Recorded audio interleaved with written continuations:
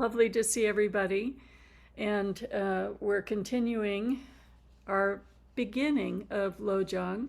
So the first slogan in Lojong is first train in the preliminaries. And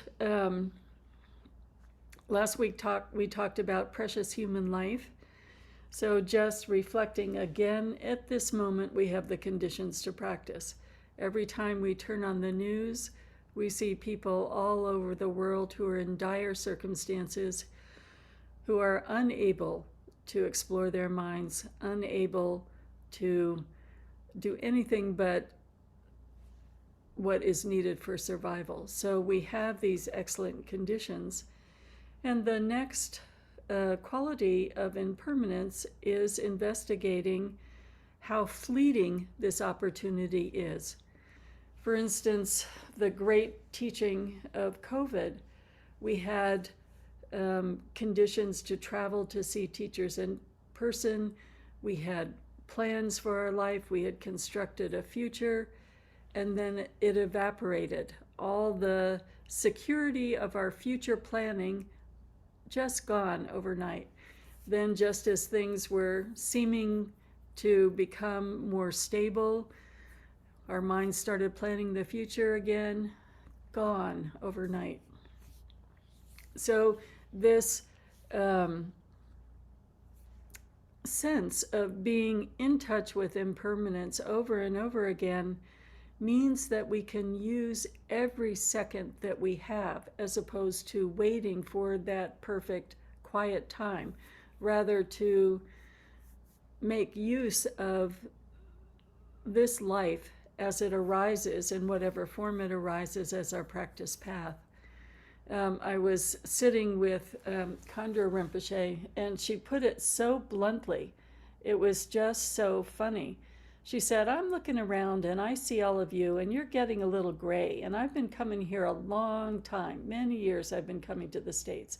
You know, she maybe has been coming 20 plus years to the States. I'm looking at you, you're gray, and you probably think you have 20 years left. You don't know if you have 20 years left, but even if you did, you're going to sleep half of the 20 years, so that's 10 years. And if you think you have 10 years, you're going to waste half of that. It takes time to, get your house in order. It takes time to prepare your meals. So that means if you're fortunate, you have 5 years. And so it was just hysterical to really hear the truth of what she's saying. That's a best case scenario. I'm 71. 20 years would be 91. So this sense that we have, no matter how old we are, that there's this limitless future is really such an illusory sandcastle, just like the futures that we plan that can evaporate. So I love the Tibetan teaching stories, and there's one teaching story that's told lots of different ways, but one of it has to do with our illusory security of ignoring the reality of this fleeting life. So there is a man walking along a cliff, and he trips and he falls and he lands on a ledge. And, all this time he's on the ledge, he can see that there are people walking by. If he asked or called out, they would surely put an arm down and help him up. But he's on this ledge, and he sees this big pot of, a honeycomb. The bees have left, but the honey is there. So he just sticks his hand in the honeycomb, and he just keeps eating the honey. He can't be bothered to ask for help off the ledge because the honey tastes so good. But in order to stay on the ledge, which is a little narrow, he has to hold onto a branch with his left hand, and there are two little mice, a black mouse and a white mouse, so slowly nibbling at the vine. So the black mouse is night and the white mouse is day. So we can see the inevitability of the root being cut in any moment, but he can't take his hand out of that honey pot, and he can't stop going after the honey to call out to the people above who could help him up off the cliff. So we have this sort of constructed seeming reality of ignoring impermanence, ignoring the fleeting quality of life and the inevitability of our life coming to end. And we have our various forms of addictions and entertainments so that we never have to look at what's going on. So just like the root that's being nibbled daily by the white mouse and the black mouse day and night, our healthy time is getting more and more tenuous, yet our hand is in the security of whatever our particular chosen evasion, entertainment, anything in the desire realm that keeps us looking at that, as opposed to the Dharma, and all the teachers are available to us all of this time. We only have to look up. So that's a sense of really human nature that really prefers to be in the illusory idea of comfort and security. Even though we know it's not there, we still keep ourselves in that illusion, as opposed to seeing that we don't know if the next moment will come. One of the recitations of the 4 thoughts that turn the mind is that life is like the dewdrop on a blade of grass. At any moment, the sun is going to dry that dewdrop, or it's going to burst. So when we take in the reality of impermanence, we have an extraordinary opportunity to see the freshness of each moment and the potential to wake up in that moment. Our separation from being fully awake is less than a hair's breadth. We recognize Dharmakaya or Buddha nature, or we are caught in the security of discursive thoughts, of our nonstop narrator, of any of the qualities of samsara that are so sticky like the honey that they keep us occupied. So one thing that I find tremendously helpful, one poem, is a poem that is very common in the Theravadan tradition to recite every day. And I'm just going to put that in the chat room because it is so concise. The 5 contemplations. I'm of the nature to grow old. There is no way to escape growing old. I'm of the nature to have ill health. There is no way to escape having ill health. I am of the nature to die. There is no way to escape death. All that is dear to me and everyone I love are of the nature to change. There is no way to escape being separated from them. My actions are my only true belongings. I cannot escape the consequences of my actions. My actions are the ground on which I stand. So occasionally in life, there is a moment where we look at death directly, perhaps through ill health, perhaps through the death of a loved one. There is a moment like the beginning of COVID where we see how impermanent our plans for the future are, and then we let ourselves forget. So we can think, oh, I know impermanence, I can see the seasons changing, the weather changing, but if we really understood we would use every single moment. And it's one of those Dharma contemplations that if we really understood, we would pay such fierce attention to every moment of meditation, every Dharma training that we're in, that it would never be taken for granted. It would be, this is my moment to wake up. In our Milarepa sadhana, there's some verses in the Milarepa Guru Yoga. This very moment, this meditation session on this very cushion, may I wake up. May I have the blessings to see the nature of my mind. So we want to bring that awake alertness to our practice, and we want to really pay attention to impermanence until we absolutely get it. So if you look at Garchen Rinpoche, for instance, Garchen Rinpoche understands impermanence to the degree that no action of his is wasted.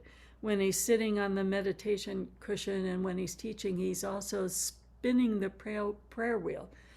So if you haven't worked with the prayer wheel, it's a vast meditation of all of the mantras that are rolled up within the prayer wheel, spinning, and the light and blessings of that mantra going out to the limits of our imagination or the boundaries of our compassion.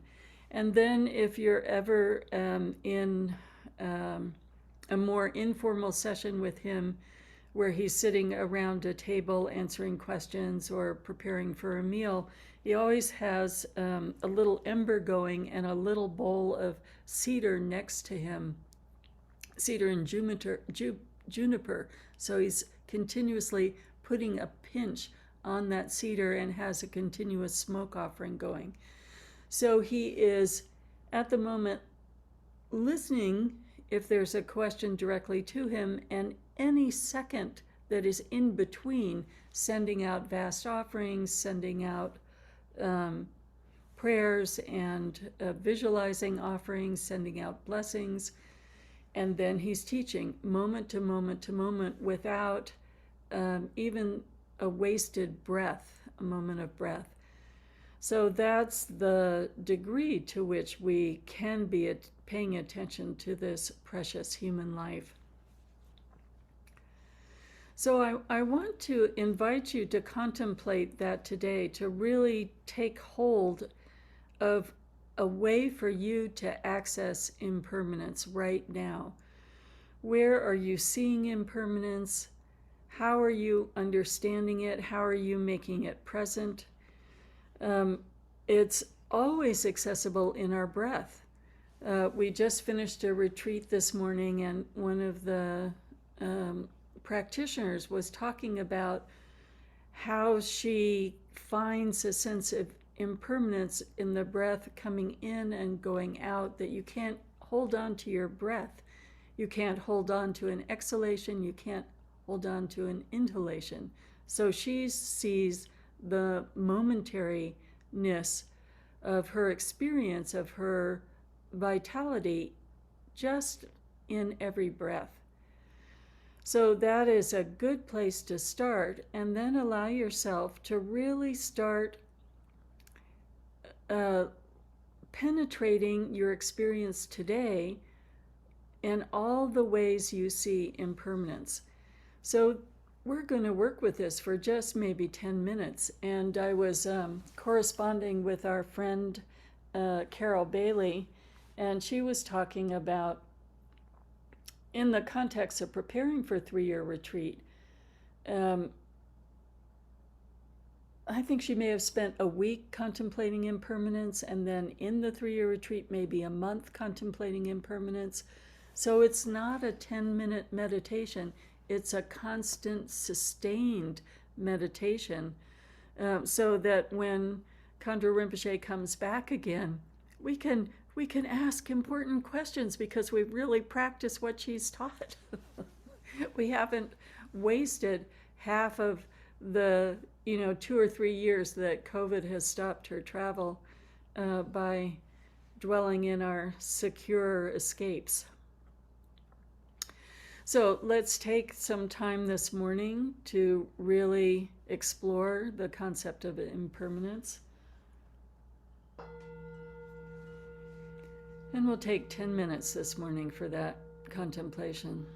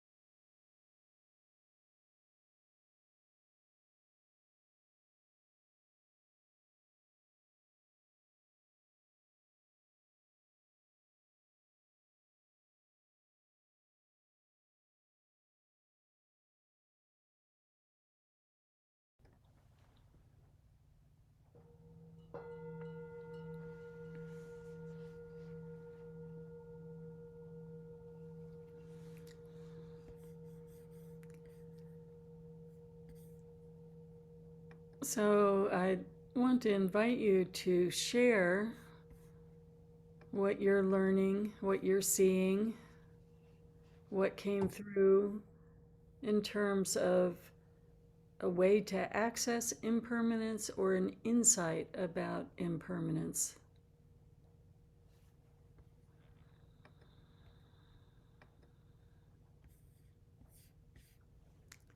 So there'll be an invitation to go into a discussion room. And if you'd like to continue meditating, you're welcome to do that as well.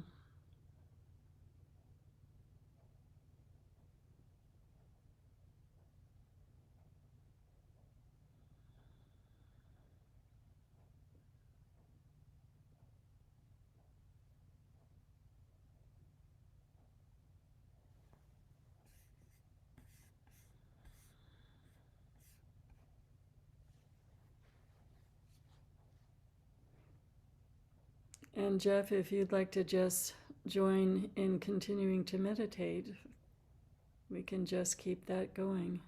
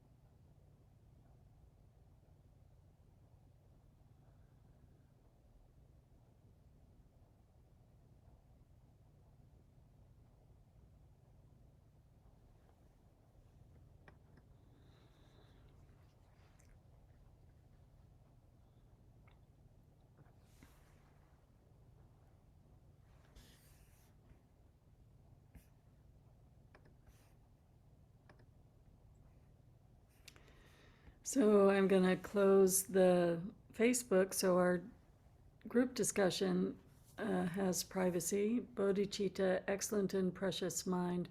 Where it is unborn, may it arise. Where it is born, may it not decline, but ever increase higher and higher.